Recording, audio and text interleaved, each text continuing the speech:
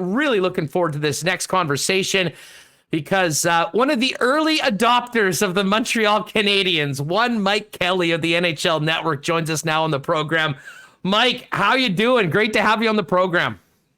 Hey, thanks for having me back. Yeah, absolute pleasure. It's everything's going well. The city of Montreal is obviously going a little too crazy sometimes. They have a tendency to do that even when things go right. But you know what? Any Canadian hockey market, Winnipeg, a couple of years ago, get into a conference final. When you get that kind of buzz going late in the playoffs, it's great in every Canadian market. So it's good to see it happening in another one. Yeah, you got it. Hey, shout out to Nick. DQ Nick is in here. Yeah, go get your DQ this weekend. Hit one of the 4 spots and grab a cake too. You were there last night. I mean, before we talk about the Habs and this run and how they got there, what was it like being in the building? What was it like being around the building both before and after? I mean, it really did seem like a special night. Of course, being a national holiday in Montreal and Quebec as well. Well, yeah, Saint Jean Baptiste Day in Quebec, it's a big deal here. I'm not born and raised or anything, so I didn't grow up with it. But my wife's French Canadian, and she's told me all about it. And a lot of people like to celebrate that day all day long. So you knew that by the time the puck dropped, people were going to be in a festive mood. And I got to the rink at about 3 o'clock. I had some early work to do, and there were already people lined up by the garage where the Canadiens drive in. It's 5 hours before puck drop. A couple hours before puck drop, there are thousands of people out there. So the whole scene around the building was pretty wild. And, in the building, again, still just 3,500 people. And I think Montreal, the Canadiens have done a great job of making it feel as full as you possibly can. They've got lights on all the empty seats. So you see the fans, you see the lights going. It does, have a really good atmosphere considering there's only 3,500 people in the building.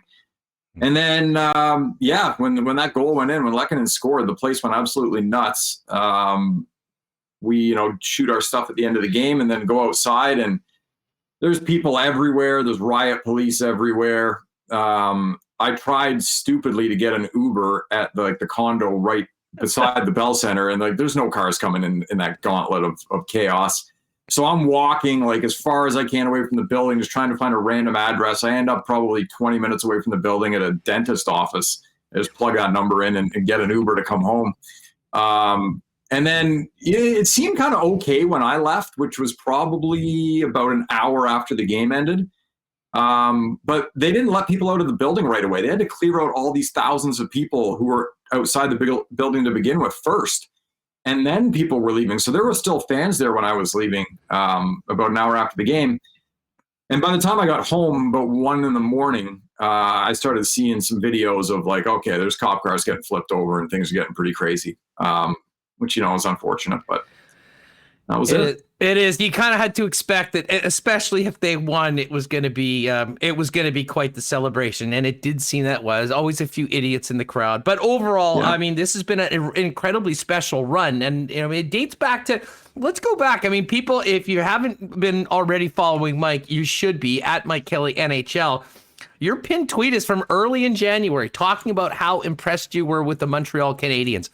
Why did you feel that way at that time? And did your confidence in that group diminish through the regular season, especially an end to the season where they, like the Jets, did not look like Stanley Cup contenders in the final month of the regular season? Yeah, for sure. I mean, that tweet that I pinned there was actually from a season preview show. It was before the season started. We didn't even know if there would officially be a North Division at that point, although that was the rumor. So the idea was kind of, if there's a North Division, what do you think might happen? And I gave reasons why I thought Montreal could win that division. Because I saw, as I mentioned in the video, the different elements as to why. A good forward group, a good top 4 on defense. Carey Price, his regular seasons have been okay, but his playoffs were really good last year. If he could do his thing. If enough went right for them, I thought, yeah, this is a team that could win that division. And then, they went on to add Corey Perry and Eric Stahl and other pieces, and you give Marc Bergevin a ton of credit. 10 games into the season, I thought I was sounding pretty smart because Montreal was 7-1-2. They were playing fast. They were scoring a ton of goals. And then it went off a cliff, and the coach got fired. And they had glimmers of, getting back to that kind of play. But they were so inconsistent for the rest of the year that by the time the playoffs rolled around, they lost. They didn't win any of their last 5 games going into the playoffs. And, what should have been a slam dunk, Calgary kind of hung around for a bit. But they get in. And I picked them to beat Toronto in the first round. I wasn't overly confident, but I knew they would be a matchup problem for the Maple Leafs, just given the way Montreal plays and given the lessons that I still don't think Toronto has learned. And for me going into the playoffs with Toronto, it was two things. Number one, are you going to address the roster in a similar way that Tampa did to acquire the kind of players that you might need to win? But number two, are you going to play differently? And that's a lesson Tampa Bay learned after losing to Columbus in a sweep and then going on to win a Stanley Cup. Toronto did the first thing. They didn't do the second thing. So they're out, and Montreal did give them those matchup issues. I honestly thought Winnipeg, kind of a toss-up. I didn't really know which way it would go, and then Scheifele gets suspended, and, Montreal just obliterated the Jets. I don't think it would have mattered if Scheifele was in the lineup. They obliterated them. So now you're off to Vegas, and again, I see Vegas, some matchup problems. Vegas is a team that kind of does not win net front battles at either end of the ice. Montreal does that really well. Thought it would be a competitive series. Wouldn't shock me if either team wins. Montreal wins in 6 games. Now they're off to the Cup final. Mike Kelly with us from NHL Network discussing the Habs run to the Stanley Cup final. Let's focus in on last night's game for a minute.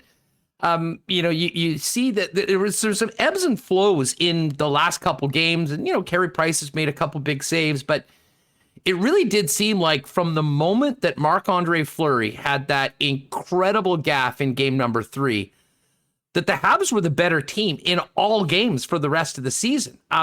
Did you feel that was their game last night, or was that one of those coin tosses? Because the last couple were heavily in Montreal's favor. And of course, Vegas did have a push, tied the game up, but we all know what happened in OT. Yeah, you know what? I think to the gaffe, obviously, if that doesn't happen, this could be totally different. There's no question about it, just given the timing of it and everything. But even earlier in that game, Eric Stahl had a gaffe that was just as bad. He passed a puck right in front of the net to, I think it was Nick Waugh who scored. Couldn't have been a better pass. So that's 1-1 on those. And then I felt that in game 6, I thought Montreal had a good start. Pretty even kind of first 20 minutes. I thought the last 40 trended towards Vegas. And Vegas had a couple of good chances in overtime as well. And Montreal, counterattack off a D-zone faceoff, and they score a goal. That's what they do so well. So I think for the most part, the series was pretty even. I do think in games 5 and games 4, Montreal was the better team. I thought in game 3, I'm starting to get confused here, but I believe Montreal won game 3. Yeah, in overtime. I thought Vegas was the better team in that game. Oh, clearly they were. Yeah. And then 4 and 5, to me, clearly Montreal was, to your point. And 6, I thought it was pretty even. And I might have even trended it a bit towards Vegas. But, you think about William Karlsson with about 5.5 minutes left in the second period. He had that one-timer in the slot, Carey Price, unbelievable save. Riley Smith had a chance off the rush a few minutes later. Great save by Price. Price had to make a great save on a point shot right before the overtime goal. So there were some timely saves there. But, yeah, you can obviously look to the Fleury gaffe, and had Vegas won that game, as I think they would be expected to, we could be talking about a totally different series. Robin Leonard probably doesn't see the net. He wasn't the problem at all. I mean, you get 5 goals from your forward group in 6 games. Doesn't matter what the goalies are doing. The goalies were fine.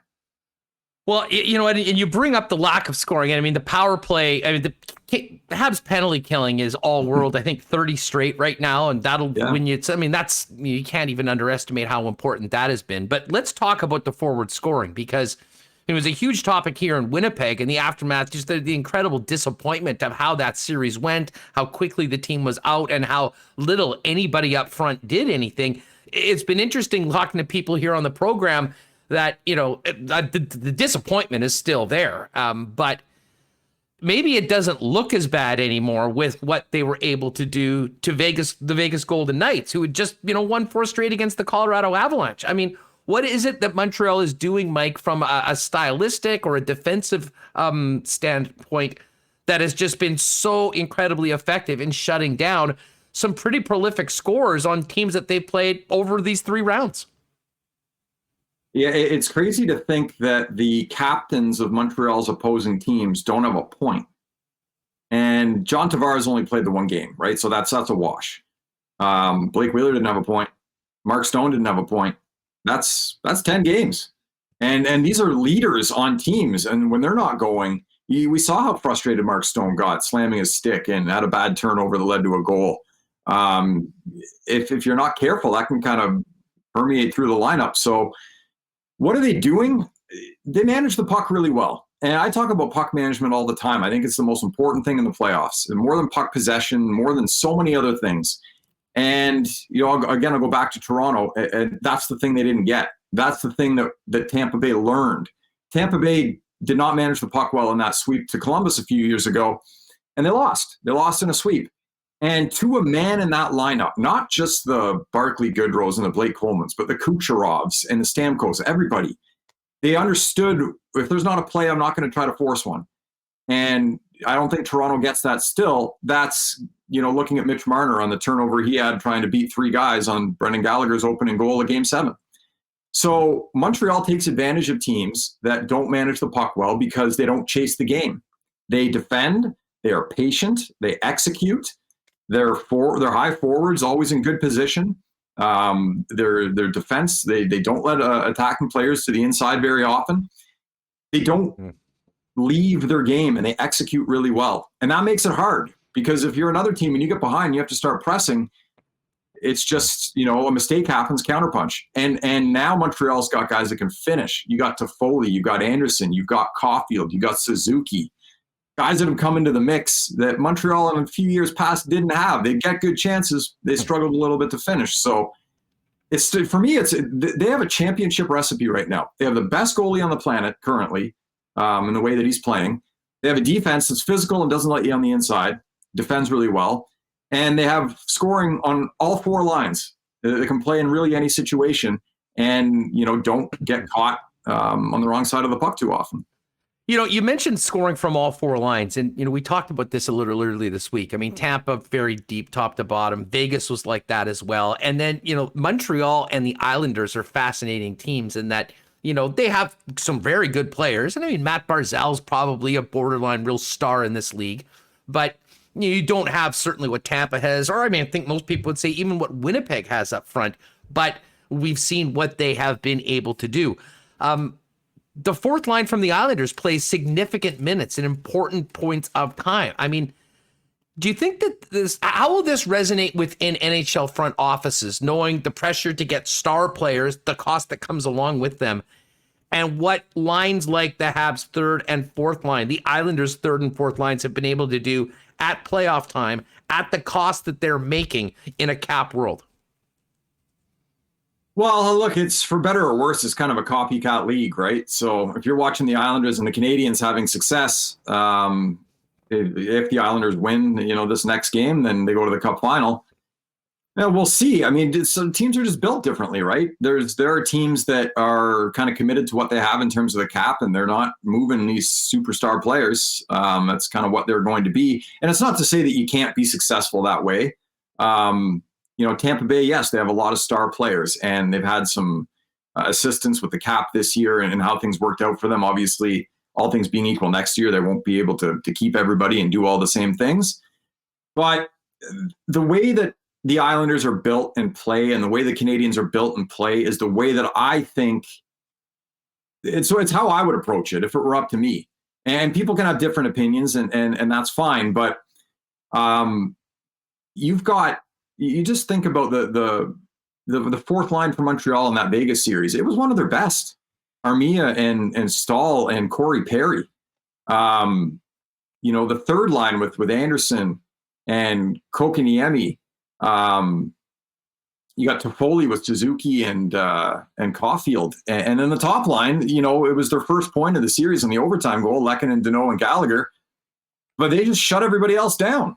So that's a pretty good recipe. So that's how I would do it. That's what do you do if you draft a Jack Eichel or an Austin Matthews or Nathan McKinnon? Yeah, you keep them and you sign them. You keep them and you pay them. So it's not the same for everybody. I don't think you can just go out and be these teams now that they're having success. But these are the teams that I like and that I think can be successful often, that are kind of greater than the sum of their parts. Coaching is always a big topic, especially in Canadian markets. And, I thought Paul Maurice, and maybe this gets back to puck management, to be honest with you, and was something I talked a lot about coming out of the Edmonton series, that it seemed like, the Jets, just managed the puck much better. I mean, they made the right pass. They got it out of their zone. They made the plays that kept them in games and gave them a chance to win. The puck management was completely different against Montreal. And I'd imagine Montreal has a big part of that. And we saw it in this round. How much of that is the style of play? And can you quantify what coaching has done for the Montreal Canadiens? And because, the bizarre thing about this is that their head coach hasn't even been on the bench for more than a week right now, Mike. How do you come in on all of that? Yeah, that's a fascinating part of it, right? I got asked when Dominic Ducharme had to miss the first game, how much will this affect Montreal? And look, I never played in the league. I can't offer the perspective some other people can, but my thought was, in a game, I think it's fine. You've got your game plan. You're ready that day anyways. You go out and you're going to do what you're going to do. Over time, yeah, you wonder if that's going to be an issue. And now it's going to be 2 weeks that'll be missed. But he's still involved in the dialogue. And Luke Richardson, I think, has shown he's fine in that position. Montreal, they're 11-2 since dating back to the Toronto series. They've been playing terrific hockey. In terms of the puck management and what Montreal does, yeah, they're on the walls. They've got two guys on you. Even one-on-one battles, they win. They're just kind of relentless. And again, they don't force plays. They'll dump pucks in. They had a couple power play entries on a power play last night that weren't great. So Jeff Petrie comes in and he just hammers it in. Go win a battle. And they'll do that. So I don't even think it's safe hockey they play. I wouldn't say that. It's responsible. And again, I look back to Tampa Bay, a very skilled team, but a team that managed the puck really well last year. I go back to St. Louis when they won the Stanley Cup. They dump pucks often, had a good retrieval plan, and neutral zone turnovers. They just don't happen.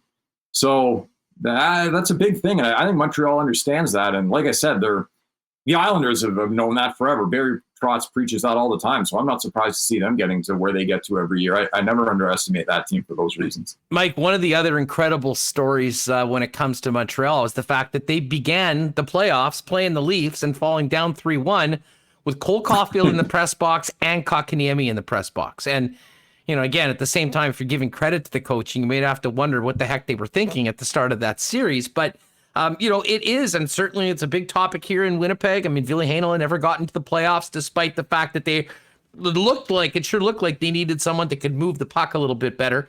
They obviously figured they needed to score some goals and thought that these kids could do it, and they gave them a shot. And, well, we've seen what's happened since then. Does what's happening with Montreal, how do you think that's resonating within front offices and other coaches about giving young players significant opportunity in times like this when, the book on it in the past has been, you kind of go with experience and guys that have been there before in situations like the playoffs, especially at this point?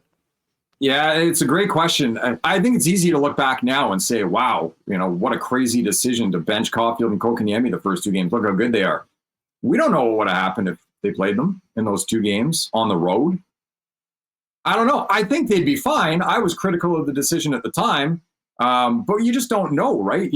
Maybe the coaching staff would tell you they're doing what they're doing now because we gave them a couple games to watch and we got them back in at home to start the playoffs. And yeah, I guess you could argue it both ways. But look, Kotkaniemi is not Caufield and Caufield's not Heinola, and none of these guys are the same, right? So I think you probably have to look at your room. Where are you slotting these guys?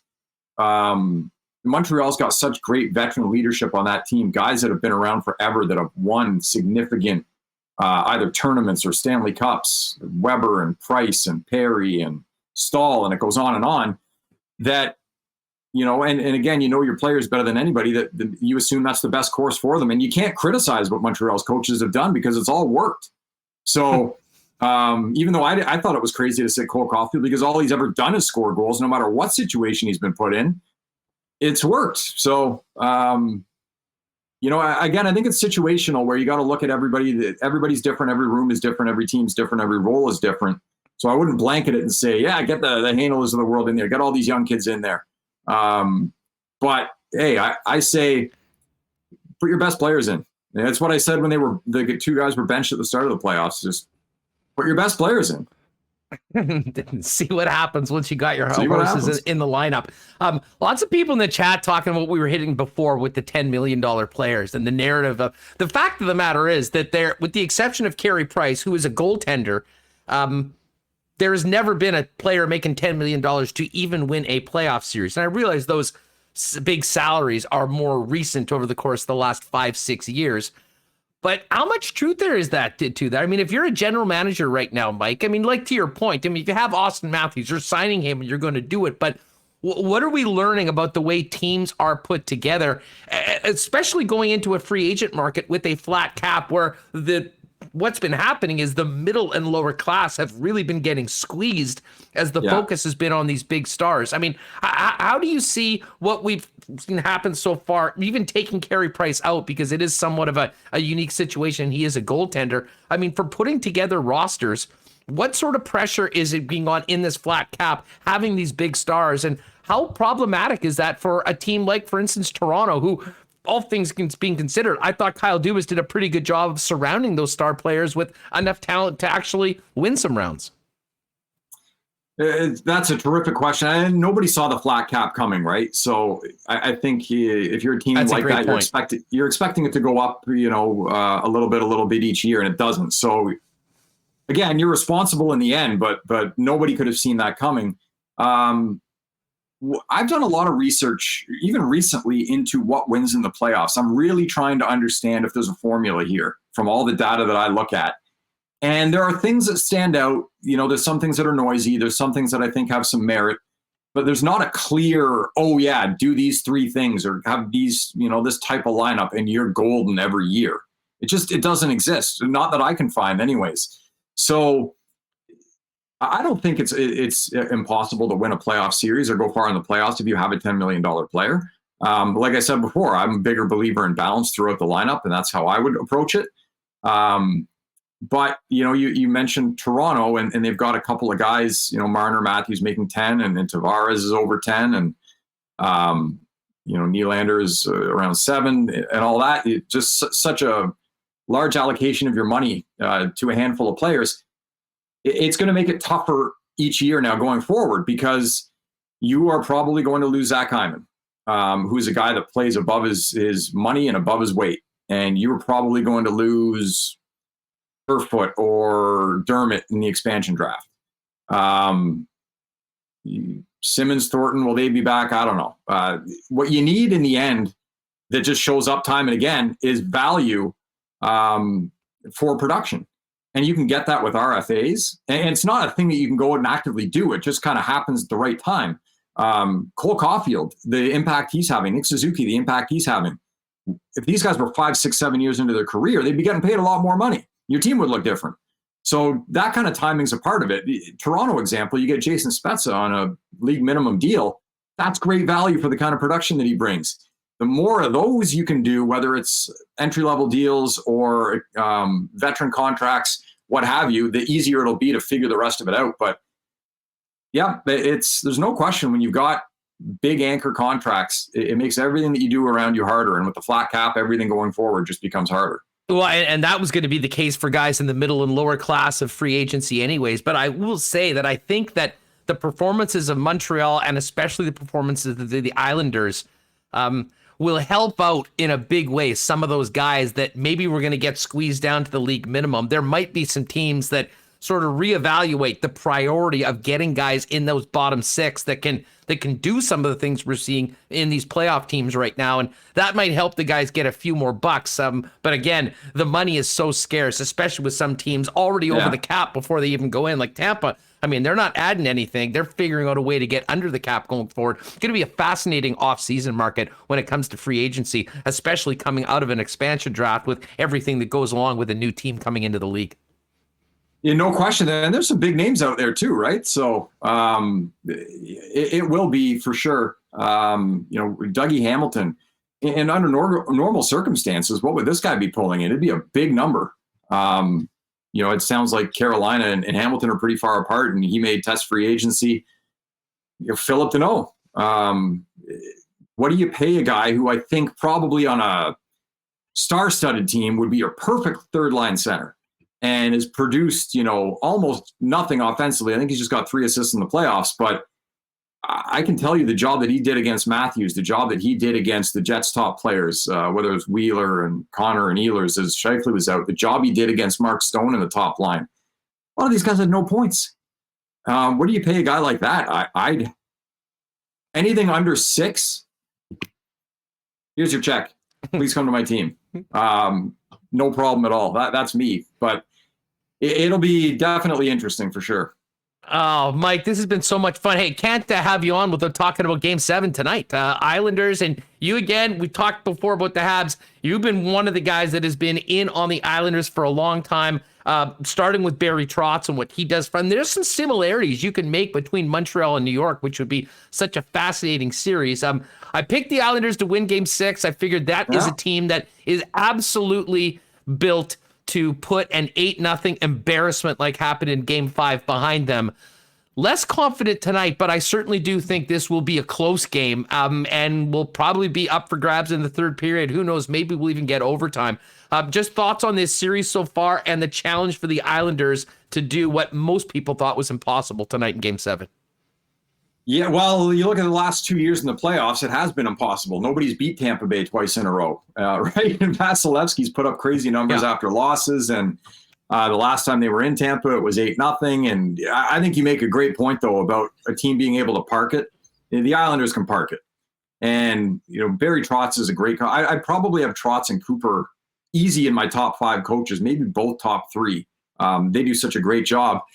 I'm with you. I think it'll be a close game. It won't surprise me if either team wins. I probably would lean a little more towards Tampa. I think they played well there. And Kucherov, whether he plays or not, that's a huge thing, right? He's such a big part of the power play. We even saw late in the last game when Palat was taking a spot on that side, it just wasn't the same. Missed pass to point in the middle. He's such a big part of a power play that's 40% they lean on. So, yeah, I think the Islanders can push Tampa at 5-on-5, no question. Will Cooch be in? Will the power play be hot? I think it's going to be a great game, a close game.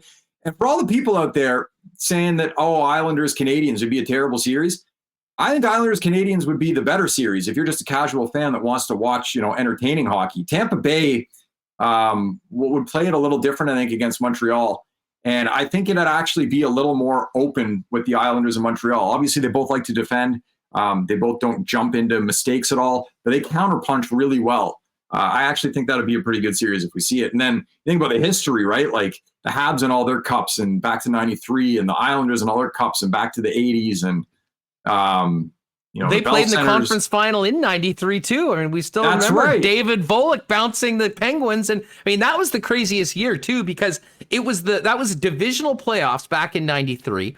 And the 4 conference finalists were all third place teams in their division. They won the 3-2, and then they won the 3-1. So you had the Leafs, Habs, Kings, and Islanders, and of course the Habs and Kings ended up meeting in the final, and Montreal won. But we were trying to think of this, Mike, and I mean, this is probably an impossible question to answer off the top of your head. But let's just assume for a second that the Islanders can get it done tonight. We would have 2 Stanley Cup finalists that were significant underdogs in every single one of their series, getting all the way to the final. Yeah. I went through a number. I'm trying to think about these paths and take a lot of research to figure it out. But I mean, sometimes you'll see a team get hot and win a couple. I can't remember a situation where 2 teams were underdogs every series out and potentially are playing for the Stanley Cup. Well, I think they've been underdogs in every game they've played, right? In terms of betting lines in the playoffs. Habs were not in Game 4, but yeah, they were in the first 3 against Winnipeg, and the Islanders. They got one. There was a couple one, but yeah, essentially they've been. Yeah, if you were just putting the same bet on the Habs and Islanders every night, you'd be sitting pretty. You'd be ready to go on a trip when you could travel again. Let's just say that. Yeah. Well, so I work in Montreal, and there's some people that I work with who've grown up here, obviously, as Canadiens fans and all that. And Or in the Toronto series, yeah, I think I started putting a bit of money on Toronto when they were ahead, and Montreal would win, and they just say, "Okay, you got to bet on Toronto again." It's like you got to please the hockey gods. So for them, I've been putting a bit of money against Montreal, basically all the way through, just to kind of give them that good karma, and they love it. They're very thankful. But I think my kid's going to community college now at best as a result. But no, it'd be crazy. Two significant underdogs, but. If Tampa wins the cup, it's back-to-back cups, and there's great stories there, and I think that's great. Pat Maroon would be a third year in a row. It'd be a lot of cool stories there. If the Islanders win, that fan base is so insane. The Coliseum, the history, it's great. And if Montreal wins, we don't even need to explain that. So I don't think you can lose at this point. There's a lot of great angles going in.